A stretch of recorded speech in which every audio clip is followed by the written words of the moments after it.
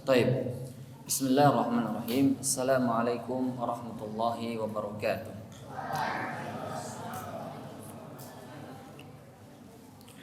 Alhamdulillahi rabbil alamin. Wa usalli wa usallim ala nabiyyina Muhammadin wa ala alihi wa ashabihi at-tayyibin at-tahirin wa man tabi'ahum bi ihsanin ila yaumiddin. Ma'asyiral hadirin, a'azzakumullahu jami'an. Kita lanjutkan kajian kita kitab Raf'ul Malam an A'immatil A'lam yang mengangkat celaan dari para imam ya, yang insyaallah kita akan lanjutkan sebab-sebab yang berikutnya. Ya, kita sudah membahas sebab yang ke-8 yaitu i'tiqadu anna tilkal adillah ya qad yu'ariduha ma dalla annaha laysat muradah misal mu'aradatul amri khas wa mutlaq bi muqayyad wa hakadha. Kita sudah bahas kemarin yang terakhir itu masalah nasikh dan mansukh. Nah, jadi kadang penyebab ulama berbeda pendapat disebabkan karena faktor dia menganggap ayat atau hadis tersebut sudah dihapus hukumnya, sehingga mereka tidak menggunakan ayat atau hadis itu sebagai dalil. Sedangkan yang lainnya menganggap bahwa itu belum dihapus hukumnya, sehingga terjadilah perbedaan.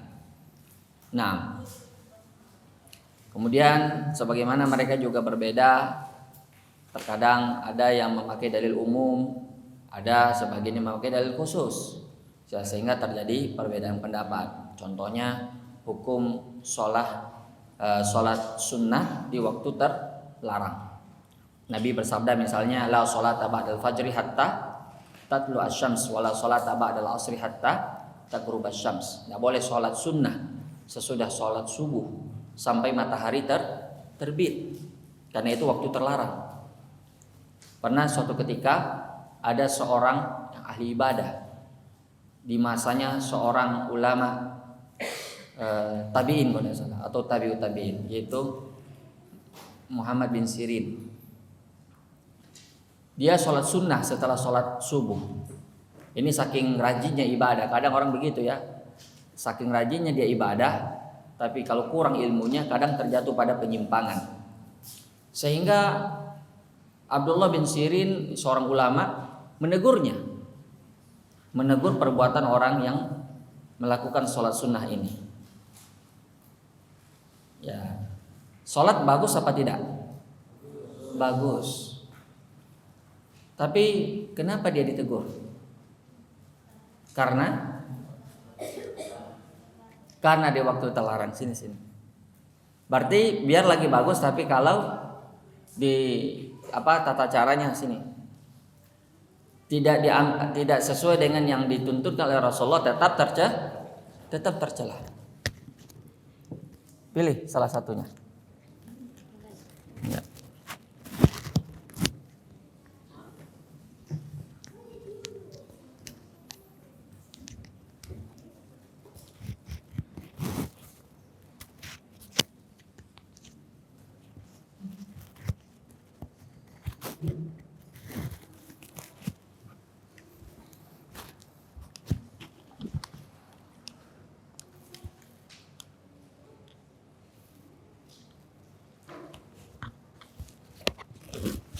Baik. Jadi orang ini protes kepada ulama ini. Apa dia bilang? Apakah Allah akan menyiksa saya karena sholat saya? Apakah Allah akan menyiksa saya karena sholat yang saya lakukan? Karena orang ini berpikir, masa iya Allah mau nyiksa orang karena ibadah? Yang ada Allah memberi orang yang beribadah itu pahala. Begini cara berpikirnya orang-orang awam.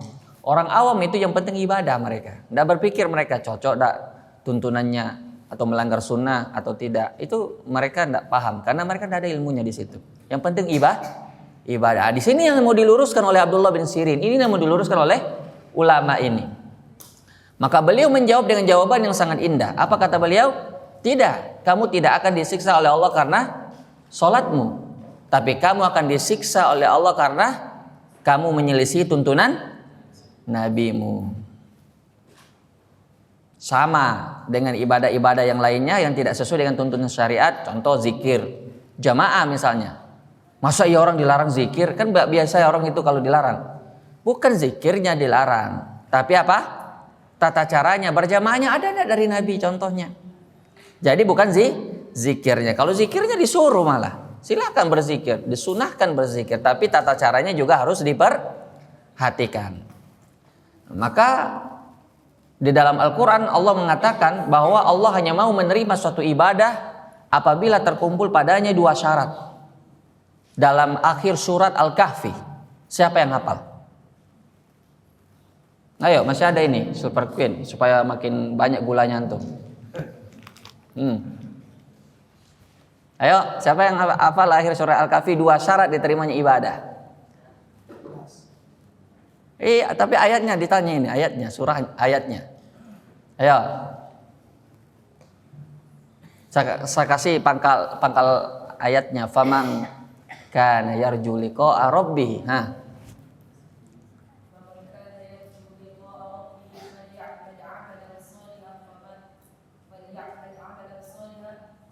Wala Masya Allah. Ta'al. Sini. Masya Allah. Sini. Ini baru ini. Menghafal dalil, itu tanda-tandanya insya Allah sukses menuntut ilmunya nanti. Insya Allah, amin. Pilih. Mau ambil semuanya juga tidak apa-apa. Baik.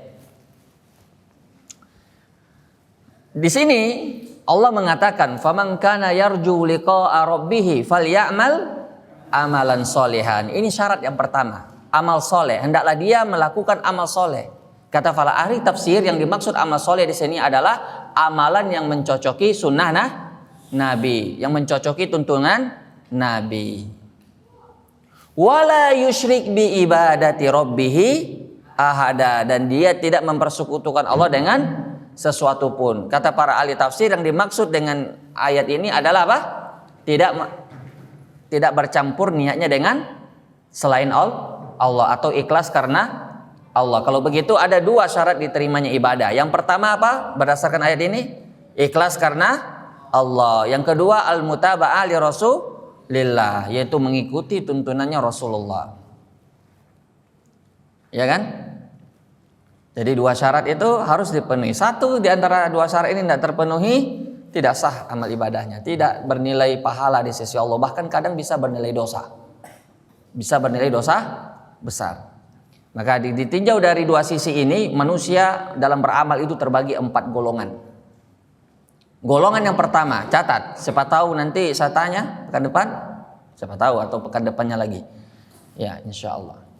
Yang pertama, orang yang beramal ikhlas karena Allah sesuai dengan tuntunannya Rasulullah. Inilah yang diterima. Inilah yang sesuai dengan ayat tadi. Ini yang memenuhi syarat.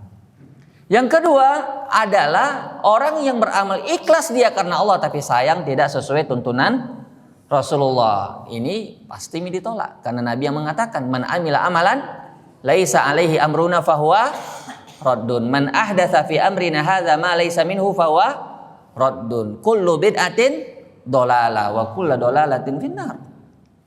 Taib, setiap amalan yang tidak mencocoki tuntunannya Nabi maka dia tertolak. Baik, berarti terpenuhi satu syarat toh, ikhlas karena Allah tapi dia tidak sesuai tuntunan Rasulullah. Diterima atau ditolak? Ditolak. Yang ketiga, golongan yang beramal sesuai dia tuntunan Rasulullah, tapi sayang tidak ikhlas karena Allah. Masya Allah, amalannya sesuai dengan tuntunan Nabi, tapi sayang niatnya jelek, niatnya rusak karena selain Allah, maka dia juga tidak diterima di sisi Allah. Seperti apa contohnya? Siapa yang bisa kasih contoh? Dia cocok dengan tuntunan Islam, tuntunan syariat, tuntunan Nabi Muhammad, tapi sayang niatnya tidak ikhlas karena Allah. Dia sholat, kenapa sholat? Dia sholat untuk dilihat, sini, Masya Allah. Dia sholatnya sesuai tuntunan Nabi, tapi niatnya untuk dipuji, untuk dilihat orang. Mau dua-duanya apa satu? Duanya, ambil dua-duanya. Masya Allah. Nah masalah ya, orang dikasih dunia tidak merusak niatnya orang, insya Allah, selama dia menjaga niatnya murni karena Allah, ikhlas karena Allah. Makanya ulama mengatakan jadikan dunia itu di tangan, jangan jadikan dunia itu di hati. Kalau orang dunianya di tangan, diambil kapan saja oleh Allah, dia ridha, tidak ada masalah. Baik, itu yang ketiga, dia sudah sesuai dengan tuntunan Nabi, tapi sayangnya dia tidak ikhlas karena Allah. Ini juga tidak diterima oleh Allah. Dan yang paling jelas contohnya apa yang disebutkan oleh Abu Hurairah dalam hadisnya yang berasal dari Nabi, bahwa ada 3 golongan yang paling pertama nanti disidang oleh Allah di hari kiamat. Yang pertama orang mati syahid, yang kedua orang dermawan, yang ketiga orang yang alim atau qori. Tiga-tiganya ini amal soleh apa tidak? Amal soleh dituntunkan oleh Islam. Bahkan amalan yang paling agung di dalam Islam. Mati syahid itu puncaknya Islam. Dermawan itu subhanallah. Salah satu orang yang di bawah naungan Allah nanti di hari kiamat, kalau dia bersedekah tangan kanannya bersedekah, tangan kirinya tidak tahu, luar biasa besarnya itu pahala. Yang ketiga orang yang alim. Orang yang alim itu masya Allah warasatul anbiya, pewarisnya para nabi. Tapi sayang, niatnya bercampur dengan riya, ingin dibilang. Akhirnya apa? Boro-boro mau masuk surga. Tapi justru mereka yang paling pertama diseret ke dalam api neraka, bahkan sebelum penyembah berhala disiksa. Itu disebutkan oleh Abu Hurairah, disebutkan oleh perawi bahwa Abu Hurairah kalau meriwayatkan hadis ini beliau sering pingsan. Sering pingsan. Karena beratnya ini hadis. Siapa yang jamin ini niat kita betul-betul ikhlas karena Allah? Ketika Sufyan Ats-Tsauri ditanya, pernahkah kamu meyakini atau mengklaim bahwa kamu pernah ikhlas 1 kali dalam menuntut ilmu hadis? Dia bilang, saya tidak berani mengatakan itu. Innaha tataqallabu alayya, niatku selalu berubah-ubah. Maka manusia itu hatinya berbolak-balik, maka dia selalu mengawasi niatnya, memerokobahnya, mengecek niatnya, jangan sampai masuk di dalamnya perasaan-perasaan riya, ingin didengar, ingin dipuji dan sebagainya. Nah, itu yang ketiga. Dia sesuai tuntunan Nabi tapi sayang tidak ikhlas. Sisa yang keempat. Siapa yang tahu? Sisa ini mami hadiahnya. Mau ini? Mau? Sudah tidak mau karena sudah diminum. Ya sudah, tidak jadi. Apa yang keempat? Ikhlas karena Allah sesuai tuntunan Rasulullah, sudah. Ikhlas karena Allah tapi tidak sesuai tuntunan Rasulullah, sudah. Sesuai tuntunan Rasulullah tapi tidak ikhlas karena Allah, sudah. Sisa yang keempat apa itu? Sudah tidak ikhlas, tidak sesuai tuntunan. Itu paling celaka ini orang. Sudah tidak ikhlas, tidak sesuai tuntunan. Nah, ini apa contohnya kira-kira? Oh banyak, tidak usah disebut contohnya. Penting banyak sekali lah. Nah intinya itu bahwasanya amalan manusia itu tidak lepas dari 4 hal ini. Maka kita cek diri kita. Kalau kita cuma sekedar yang penting niatnya baik aja, yang penting tujuannya baik, yang penting niatnya baik, berarti itu baru yang kedua. Niatnya baik, ikhlas karena Allah tapi tidak sesuai dengan tuntunan Rasulullah. Capek jadi dapat, tidak ada pahalanya, malah dosa yang didapat. Baik. Jadi inilah yang menjadi pembahasan kita, bahwa manusia itu kalau beramal dia tidak hanya sekedar memperhatikan niat baiknya, tapi harus disesuaikan dengan tuntunan Rasulnya. Nah, ini kembali kita ke permasalahan kita tadi. Mutlak muqayyad. Kalau ada orang sholat, kemudian dia di waktu terlarang, apa kata Abdullah bin Sirin tadi? Dia bilang Allah tidak akan menyiksamu karena sholatmu, tapi disiksa karena penyelisihanmu terhadap tuntunan Nabi. Dan kiaskan ini terhadap semua pelanggaran-pelanggaran. Allah tidak menyiksa kita karena zikir kita, karena sholawatan kita, karena doa kita, tidak. Tapi lihat tuntunannya. Bisa jadi Allah menyiksa kita karena menyelisih tuntunan Nabi. Nah, ini indah sekali jawabannya. Makanya sholat sesudah subuh itu tidak disyariatkan karena waktu terlarang. Jadi jangan cuma karena niatnya ingin sholat, ingin beribadah, tapi tidak memperhatikan aturan-aturan dan batasan-batasannya. Nah, ini yang dimaksud. Nah, tapi bagaimana kalau seandainya kita melakukan sholat sunnah pada waktu itu adalah sholat sunnah yang memiliki sebab. Nah, ini yang mau kita bahas berkaitan dengan tema kita ini. Bolehkah atau tidak? Misalnya saya habis sholat subuh masuk ke dalam masjid, otomatis saya kena hadisnya Nabi yang mengatakan idza dakhala ahadukumul masjid fala yajlis hatta yusolli rakaatain. Apabila salah seorang di antara kalian masuk masjid, maka tidak boleh dia duduk sampai dia sholat sunnah 2 rakaat. Bagaimana itu? Kalau saya sholat, saya kena waktu terlarang.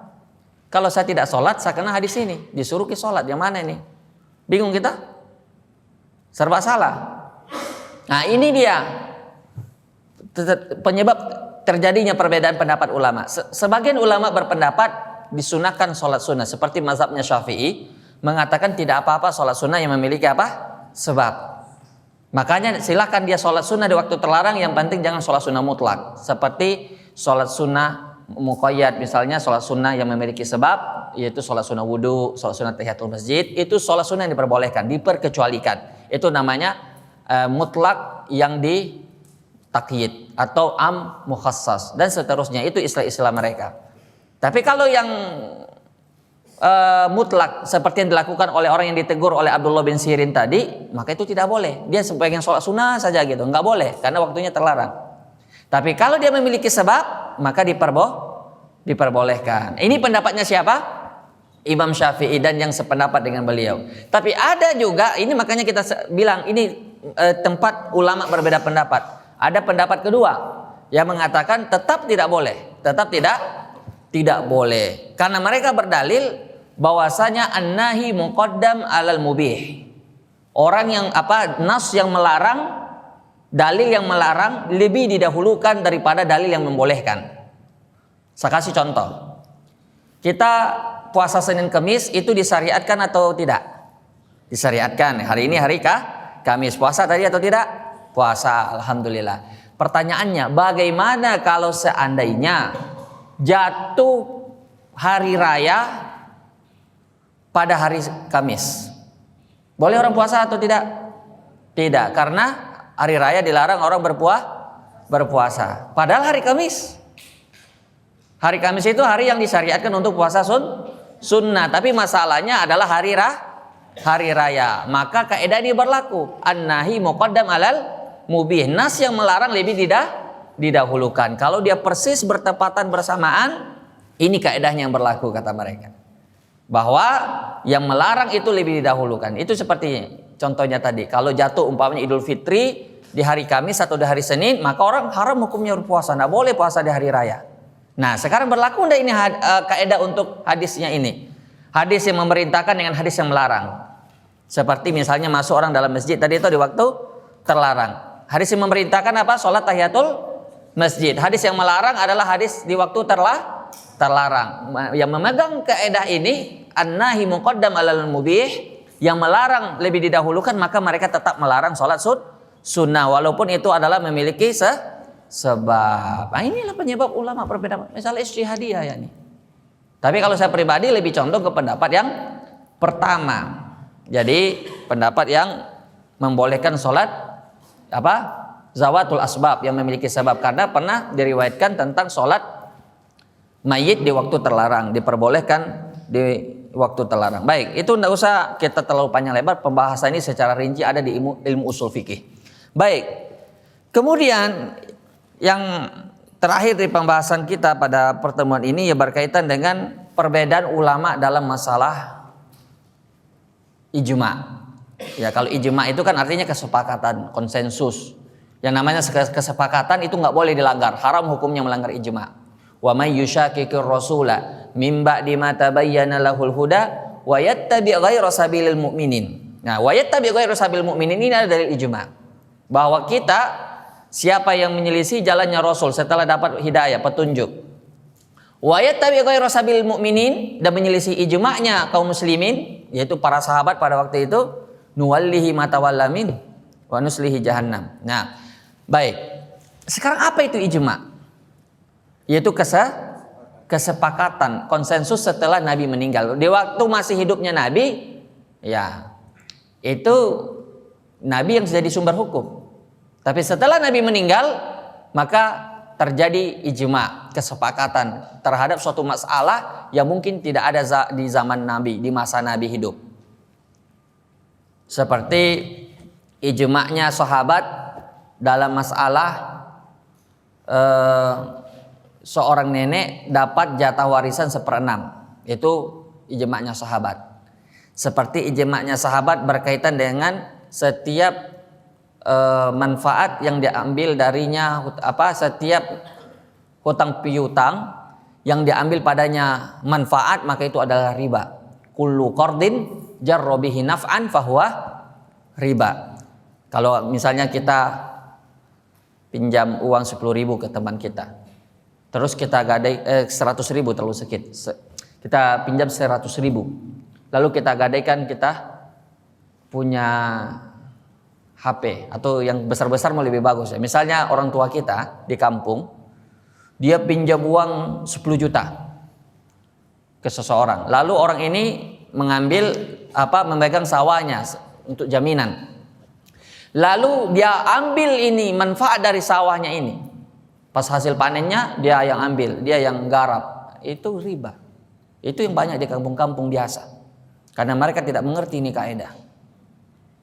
Karena kullu qardin jarra bihi naf'an fahuwa riba. Setiap pinjam meminjam, utang piutang yang diambil darinya manfaat, maka itu adalah riba. Ini kesepakatannya seluruh sahabat, seluruh ulama dari masa ke masa.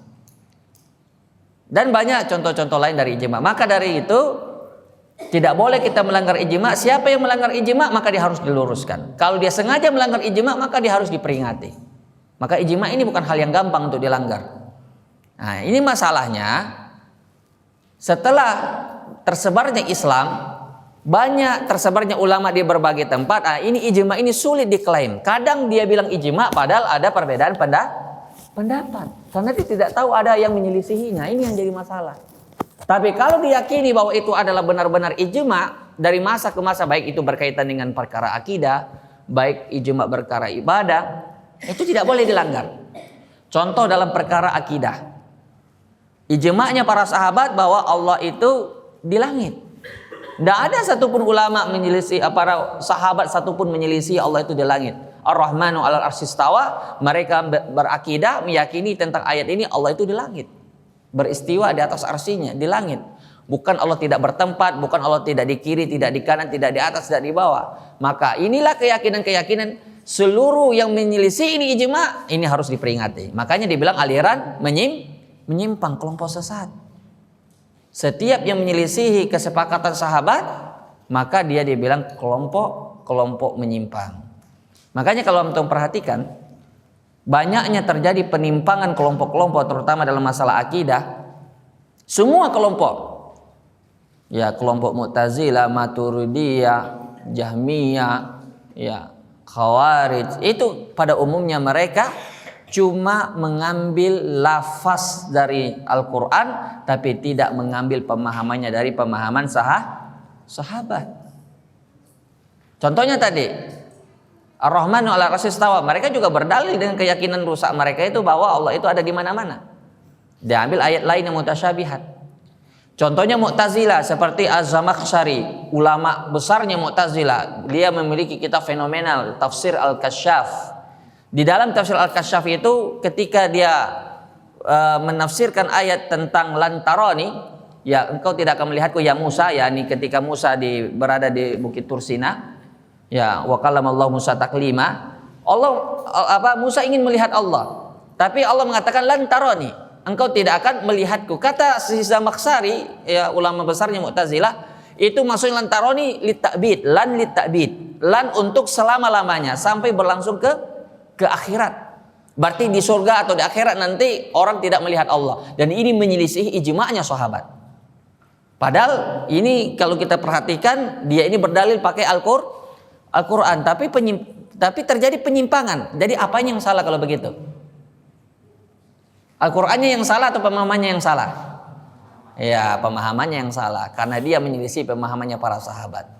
Al-Quran diturunkan kepada Mu'tazilah atau kepada sahabat? Kepada sahabat. Sahabat ada yang memahami seperti pemahamannya Mu'tazilah? Tidak ada. Maka dikatakan Mu'tazilah kelompok menyimpang. Walaupun mereka berdalil pakai Al-Quran, walaupun mereka berdalil dengan 1000 ayat, itu tidak akan diterima dari mereka. Maka kalau kita mau berakidah dengan akidah yang benar, harus ada 3 usul yang kita miliki. Yang pertama, kita tidak mengambil akidah kita kecuali dari Al-Quran dan Sunnah. Yang kedua, kita tidak mengambil pemahaman kita terhadap Al-Quran dan Sunnah kecuali dari pemahamannya sahabat, karena mereka lah yang paling paham terhadap Al-Quran. Yang ketiga, kita jadikan akal kita itu tunduk kepada wahyu, bukan wahyu yang tunduk kepada akal. Makanya ketika Allah mengatakan, misalnya ketika Nabi mengatakan yanzilu rabbina ila sama'i dunya fi kulli sulusi akhir minal lail, Allah turun ke langit dunia setiap sepertiga malam terakhir. Apa yang kita yakini di situ? Ya, Allah turun benaran. Seperti Allah misalnya mengatakan dalam Al-Quran, wa yabqa wajhu rabbika dzul jalali wal ikram. Wa yabqa wajhu rabbik. Wajhu. Allah punya wajah, bagaimana itu wajahnya Allah? Sudah, tidak usah. Untuk apa dipikirkan hal yang demikian? Itu bukan areanya akal. Allah menetapkan dia punya wajah, tapi Allah tidak mengabarkan dia bagaimana wajahnya. Berarti kalau begitu, bagaimana wajahnya Allah tidak akan ditemukan jawabannya. Maka kita menetapkan apa yang Allah tetapkan, dan kita tidak perlu pertanyakan apa yang Allah tidak kabarkan. Selamat, kita punya akidah sudah. Contohnya Ar-Rahmanu 'alal 'arsy istawa. Allah mengabarkan dia beristiwa, tapi bagaimana dia beristiwanya dikabarkan atau tidak? Tidak dikabarkan. Maka tidak perlu kita pertanyakan, itu bukan areanya akal. Akal kita tidak akan mampu, secerdas apapun kita. Kan itu perkara gaib. Contoh, ada hadis yang mengatakan tidak akan terjadi hari kiamat kecuali hari Jumat. Sekarang antum mau bertanya pakai akal-akal antum yang singkat itu, yang pendek itu. Hari Jumat menurut waktu mana? Eropa, Amerika, atau Indonesia? Kita berbeda kan waktunya dengan mereka? Berbeda atau tidak? Berarti kalau hari Jumat di sana, di sini belum hari Jumat, kita bisa persiapkan diri toh? Wih, sudah kiamat di Amerika. Tobat mikir cepat deh. Jangan bisa toh? Iya kan sudah kiamat di Amerika, kita sudah dapat kabar, apalagi sekarang semua serba mudah. Orang bisa lihat di internet, bisa lihat di TV kan. Wih, sudah kiamat di Amerika. Cepat mikir tobat deh. Betul tidak? Maka kita tidak perlu pertanyakan itu. Yang jelas Nabi mengabarkan kiamat itu terjadinya hari Jumat. Kita tetapkan dan tidak perlu dipertanyakan hari Jumat menurut waktu mana. Itu tidak ada dipertanyakan oleh sahabat yang seperti itu. Sebagaimana juga sahabat ketika disampaikan oleh Nabi bahwa Allah turun ke langit dunia setiap sepertiga malam terakhir, tidak usah akal kita bertanya-tanya, Allah turun, bagaimana itu kalau Allah turun? Berarti arsinya kosong. Terus kalau Allah turun di sepertiga malam terakhir, itu sepertiga menurut waktu mana? Waktu Makassar? Waktu Jakarta? Atau waktu Saudi? Waktu Saudi belum sepertiga, waktu Saudi itu masih sore sekarang ini. Di Sumatera sana masih mau maghrib, belum sepertiga. Jadi Allah turun terus berarti. Nah, ini kan ada sebagian orang-orang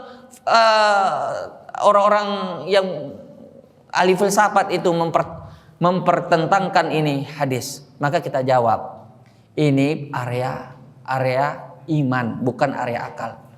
Nabi mengabarkan Allah turun di sepertiga malam. Itu yang kita imani. Adapun bagaimananya kita diberitahu atau tidak? Tidak diberitahu. Berarti sudah. Tidak usah kita pertanyakan. Itu cara berimannya salaf dari masa ke masa. Ini yang perlu kita kuatkan dalam akidah kita. Jadi akal ikut dalil, bukan dalil ikut akal. Makanya Imam Syafi'i, kalau tidak salah didatang oleh muridnya Imam Al-Muzani, dia ditanya tentang istiwa kalau tidak salah. Terus waktu itu Imam Syafi'i berada di Mesir. Lalu dia tanya, apakah kau lihat, Imam Syafi'i marah, kau lihat jumlah bintang yang ada di langit? Dia bilang iya. Tahukah kau berapa jumlahnya? Siapa yang tahu berapa jumlah bintang di langit? Nanti saya traktir makan semuanya. Ada enggak yang tahu berapa jumlah bintang di langit? Tidak ada. Bayangkan, kata Imam Syafi'i, sesuatu yang kau lihat dengan mata kepalamu saja, tidak mampu kau tahu hakikat yang sebenarnya, tidak tahu berapa jumlahnya. Bagaimana kau mempertanyakan tentang Allah yang tidak pernah kamu lihat? Sudah imani saja, Allah menetapkan atas dirinya dia beristiwa, kamu imani. Adapun bagaimananya kamu tidak usah pikirkan. Itu akidah yang selamat. Imam Malik didatangi seorang ahlu bid'ah, orang tukang debat, ahlu filsafat tentang makna istiwa. Dia bilang, Imam Malik, al istiwa maklum, wal kaifiyah majhul, caranya tidak ditahu, adapun maknanya ditahu. Was-su'al anhu bid'ah. Pertanyaan tentang itu adalah bid'ah. Kenapa bid'ah? Karena sahabat tidak bertanya begitu kepada Nabi. Maka diusir orang itu oleh Imam Malik. Jadi inilah 3 usulnya Ahlussunnah dalam mengambil perkara akidah kita. Nah, ini dia. Ya, jadi perkara ini ya disebut ijma'. Kalau diselisihi itu bisa berbeda manhaj, berbeda akidah, itu sudah termasuk di ancaman 73 golongan. Sataftariqu hadhil ummah ila 73 firqah kulluha finnar. Inilah yang diancam oleh Nabi. Adapun orang berbeda ijtihad fikih kunut atau tidak kunut, bismillah dijaharkan atau tidak, itu tidak masuk dalam firqah ini. Yang dimaksud dengan firqah yang 73 ini adalah orang yang menyelisihi ijma' dengan sengaja sehingga membuat aliran-aliran yang baru. Inilah yang diancam. Maka berat apa tidak ini menyelisih ijma'? Berat sekali. Berat sekali. Terutama masalah akidah. Jadi itu ijma'. Kemudian ijma' itu terbagi 2. Ada namanya ijma' sukuti, ada ijma' qauli atau bayani. Baik.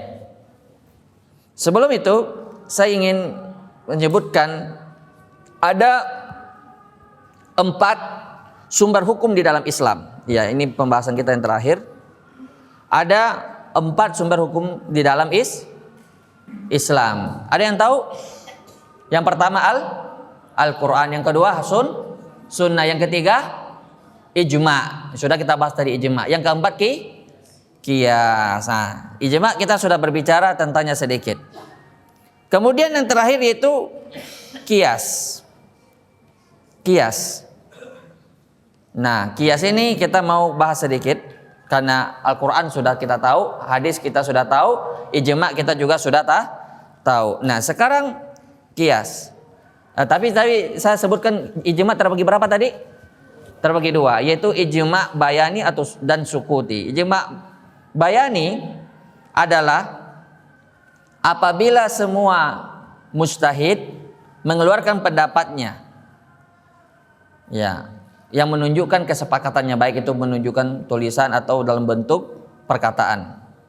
Kalau sukuti yaitu ijma' diam, artinya sebagian mujtahid saja yang mengeluarkan pendapatnya dan sebagian lainnya diam, menyepakati. Tidak ada yang protes. Misalnya ada sebagian sahabat berijtihad begini, yang lainnya diam saja, itu namanya ijma'. Tapi ijma' apa namanya?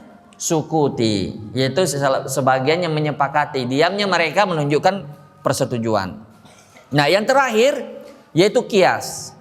Qiyas secara bahasa artinya mengukur atau menyamakan, ya itu namanya qiyas, atau bahasa kerennya yaitu analogi, membanding-bandingkan, itu qiyas namanya. Kalau menurut ahli usul fikih, qiyas itu adalah menyamakan sesuatu dengan yang lain, karena ada hukum yang sama di antara keduanya. Menyamakan suatu hukum dengan yang lain yang ada dalilnya. Jadi menyamakan sesuatu yang tidak ada dalilnya dengan sesuatu yang ada dalilnya. Itu dia definisi lengkapnya. Menyamakan sesuatu yang tidak ada dalilnya dengan sesuatu yang sudah ada dalilnya, karena kesamaan hukum dan kesamaan penyebab antara keduanya. Li'illatun jami'atun bainahuma. Itu qiyas. Supaya lebih jelas lagi saya kasih contoh. Nabi itu pernah mengkiaskan. Saya kasih contoh dari hadis. Nabi pernah menganalogikan. Nabi pernah menggunakan qiyas. Contohnya adalah ketika ada seorang sahabat datang kepada Nabi dan dia mengingkari anaknya yang baru lahir itu warna kulitnya itu warna hitam, gelap kulitnya. Sedangkan dia dan istrinya itu berkulit putih. Jangan-jangan istrinya selingkuh kan? Masa dia putih, istrinya putih, tapi anaknya yang lahir adalah warna hitam. Kira-kira kalau antum punya anak begitu, ini kecil-kecil semua belum paham ini masalah ini. Jadi kalau umpamanya ada orang suaminya putih, istrinya juga putih, lahir anaknya warna kulit hitam, kira-kira curiga atau tidak? Curiga. Datanglah dia kepada Nabi. Nabi cuma menyelesaikan masalah ini dengan qiyas. Beliau mengkiaskannya dengan onta, karena orang ini mengerti, karena dia mungkin adalah pengembala onta atau petani, orang yang mengembala onta, jadi dia memiliki ternak onta. Bagaimana menurutmu kalau ada onta ini dengan onta ini kemudian melahirkan anak yang lain? Itu bisa atau tidak? Ya bisa ya Rasulullah. Apa penyebabnya? Disebabkan karena faktor dari keturunannya, dari kakeknya bisa begitu. Ayah sama. Akhirnya orang ini tidak jadi apa? Mengingkari anaknya.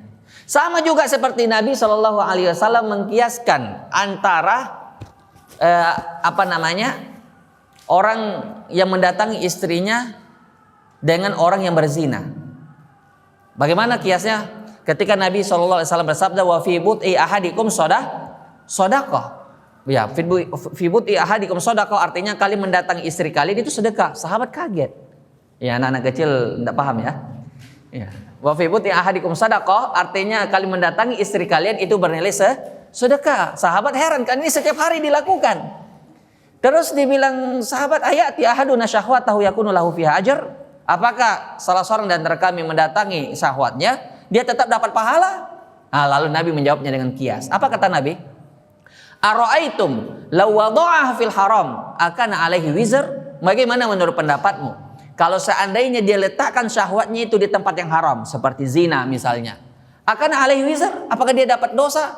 Qala na'am ya Rasulullah. Betul ya Rasulullah, pasti dia dapat dosa. Fakadzalika idza wada'a fil halal kana lahu ajr. Begitu juga kalau dia taruh di tempat yang halal, maka dia juga mendapatkan pahala. Ini dijadikan dalil oleh para ulama sebagai dalilnya pekerjaan yang asalnya mubah jika diniatkan untuk ibadah menjadi ibadah.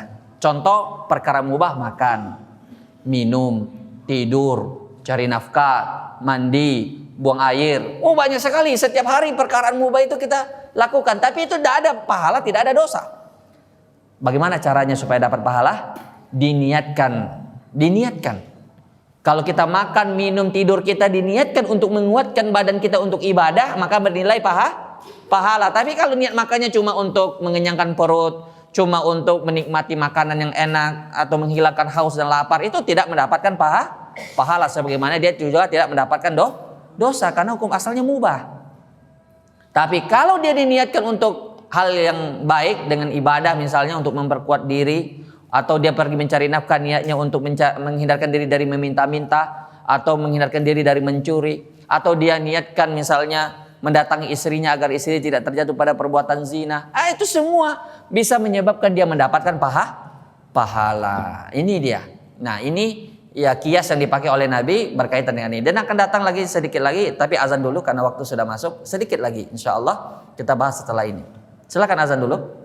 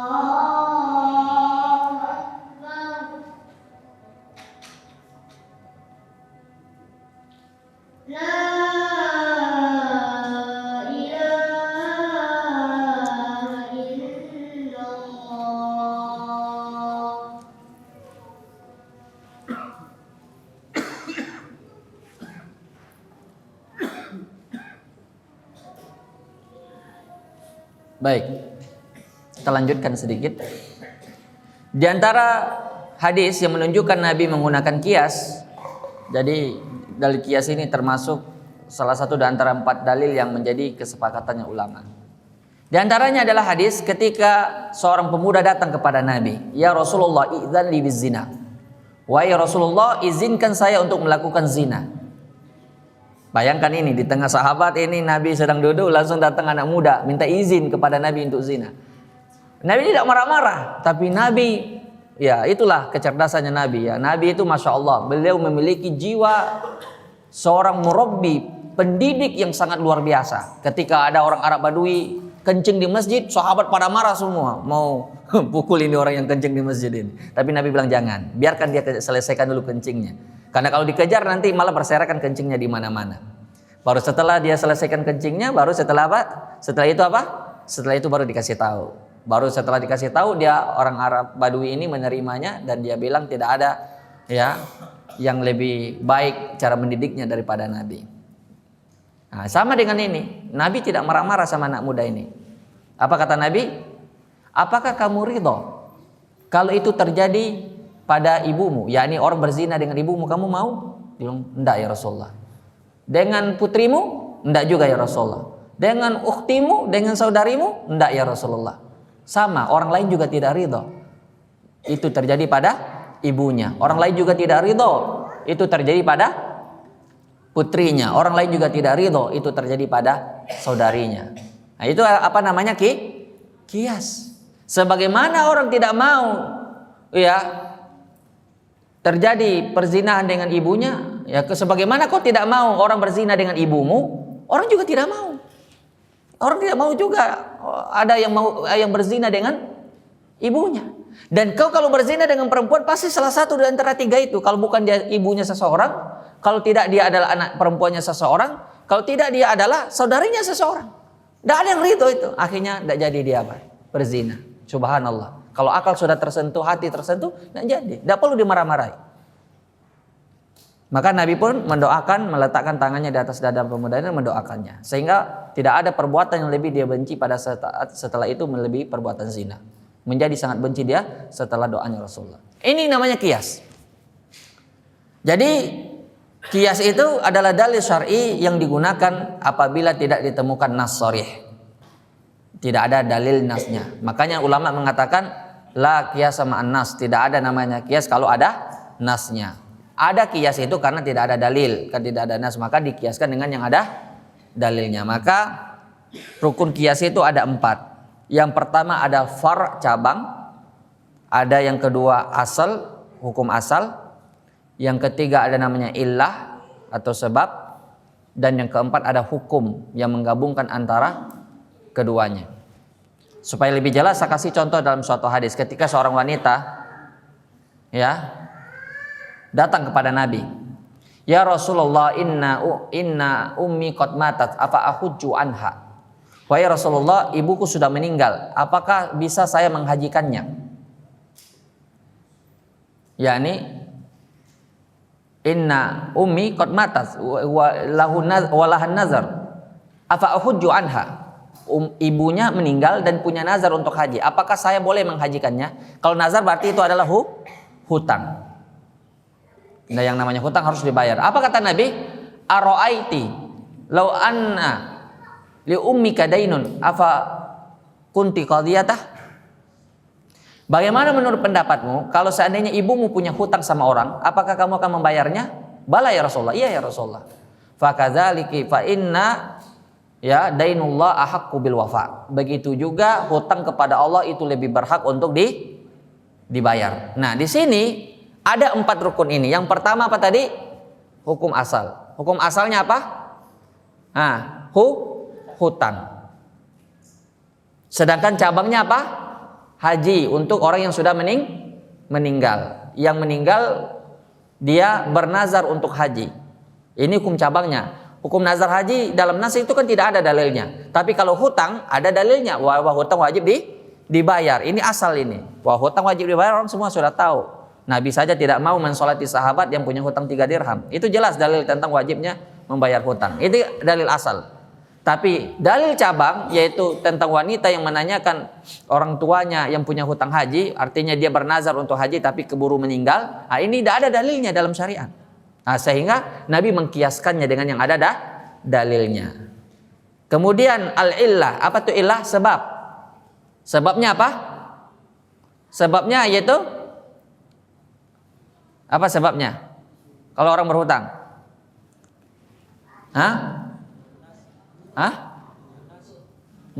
Ya, sebabnya harus sama-sama melunasi. Sama-sama melunasi. Hukumnya apa? Sama-sama wajib. Hutang kepada manusia wajib apa tidak? Wajib. Dan hutang kepada Allah lebih wajib. Itu namanya hukum yang menggabungkan antara. Maka terpenuhi dalam kias ini, dalam satu hadis ini 4 syarat atau rukun kias. Maka dalam kias itu tidak sembarangan orang kias-kias langsung kias-kias saja. Harus memenuhi rukunnya.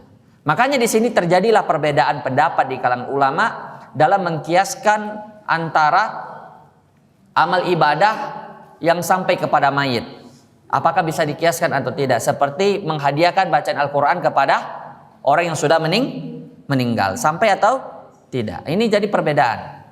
Menurut yang mengatakan sampai, misalnya ayo kita kirim Al-Fatihah untuk keluarga kita yang sudah meninggal. Al-Fatihah misalnya kan. Nah bilang oleh orang di masjid misalnya kan. Ya kirim Al-Fatihah buat si mayit. Ada yang berkeyakinan itu sampai. Tapi kalau kita cari dalilnya tidak ada. Tidak ada dari sunnah. Nabi tidak pernah mencontohkannya. Tidak ada dari Al-Quran. Bahkan dari Al-Quran mengatakan seseorang amalannya untuk dirinya masing-masing. Tidak ada lagi orang mengibadahkan untuk orang. Kalau seandainya bisa begitu ya sudah, ibu kita sudah meninggal, kita sholatkan untuk dia juga. Bisa tidak? Ibu kita sudah meninggal, nenek kita sudah meninggal. Lalu kita sholat isya ini sebentar. Habis sholat isya kita sholat isya lagi supaya pahalanya mengalir ke ibu. Bisa tidak? Tidak bisa. Tidak bisa. Kenapa? Karena tidak ada dalilnya. Nah, tapi kenapa bacaan Al-Quran bisa? Itu jadi pertanyaan. Padahal juga tidak ada dalil. Nah, inilah yang menjadi perbedaan pendapat ulama. Menurut Imam Ahmad itu sampai. Karena adanya apa? Kesamaan hukum di sini itu sama-sama amal soleh. Mereka semua bersepakat bahwa ada pahala-pahala tertentu yang ada dalilnya yang sampai kepada mayit. Seperti apa? Contohnya sedekah.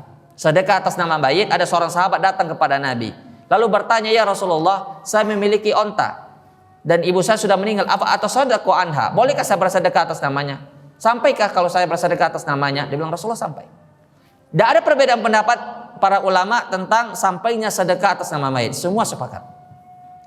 Tapi mereka berbeda pendapat ketika sampai pada masalah menghadiahkan bacaan Al-Quran untuk mayit. Membacakan Al-Fatihah misalnya.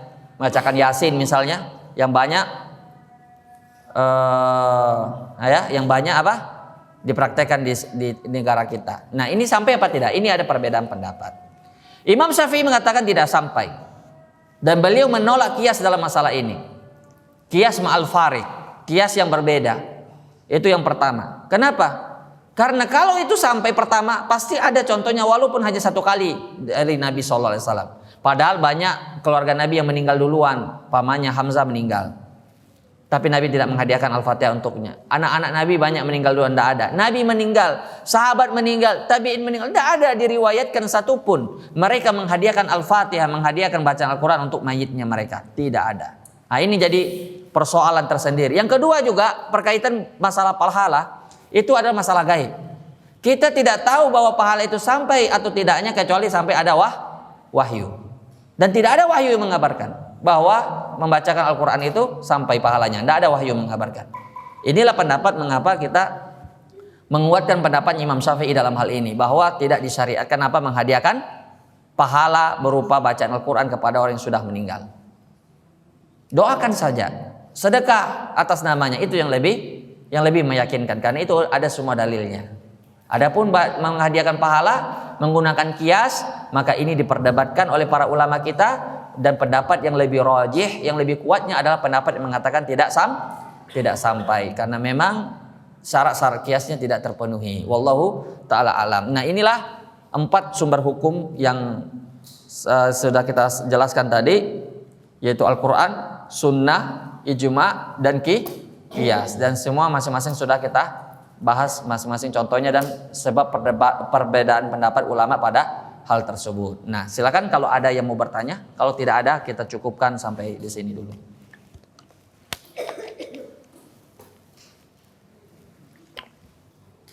Kalau ada yang mau bertanya, ada satu pertanyaan, 2 pertanyaan, silakan.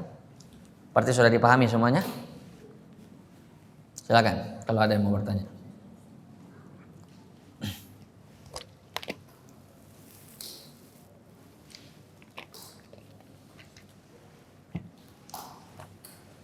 Ya.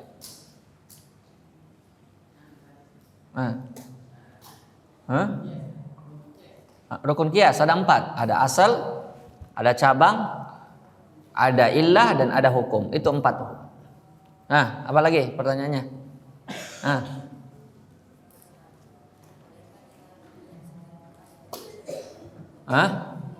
Angkat suaranya. Ana sudah tua ini. Bolehkah? Iya, silakan.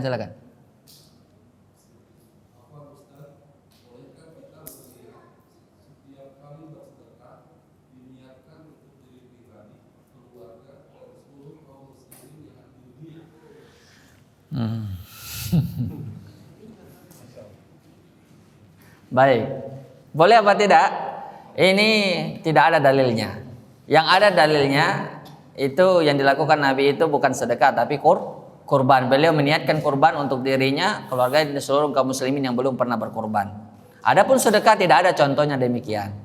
Maka kita hanya pilihan sedekah atas nama diri kita, atau sedekah untuk mayit kita, atau sedekah untuk nama orang lain. Itu saja pilihannya. Tidak ada digabung semuanya. Kita tidak temukan dalilnya, wallahu ta'ala alam. Nah,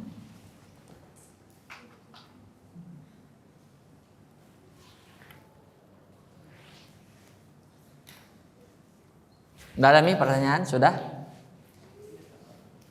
Silakan.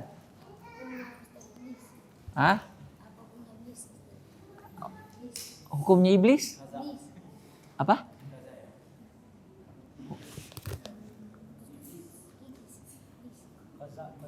Koza. Blis. Koza.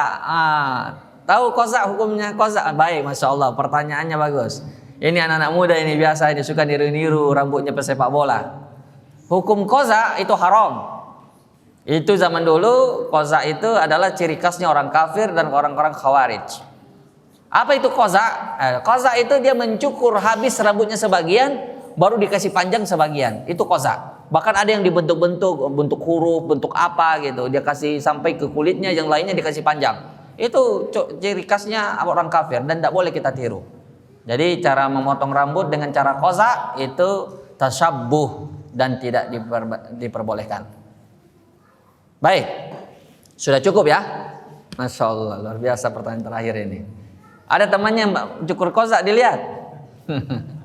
Baiklah, nanti diingatkan. Baik, demikian pengajian kita pada pertemuan ini, mudah-mudahan bermanfaat. Subhanallah bihamdik, asyhadu an la ilaha illa anta, astaghfiruka wa atubu ilaik. Assalamualaikum warahmatullahi wabarakatuh.